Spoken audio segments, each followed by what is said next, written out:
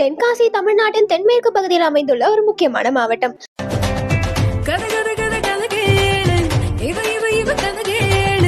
தென்காசி அப்படின்னு சொன்னாலே நமக்கு முதல்ல ஞாபகம் வருது சவுத் இந்தியா ஸ்பா அப்படின்னு அழைக்கப்படும் குற்றாலம் தான்.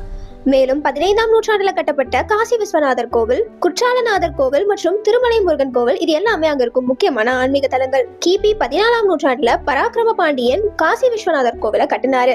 இந்த கோவிலை மையமா கொண்டுதான் இந்த தென்காசி அப்படின்ற நகரம் வளர ஆரம்பிச்சது. அதன் பின் பாண்டிய மன்னர்கள் மதுரைய சுல்தான்கள் கிட்ட இழக்கும் போது சுல்தான் ஆட்சியில தென்காசி தான் தலைநகரமா ஆச்சு. அதற்கு பிறகு பல மன்னர்கள் இந்த இடத்தை ஆட்சி செஞ்சாங்க. கடைசியா தமிழ்நாட்டின் 33வது மாவட்டமா தென்காசி ஆனது.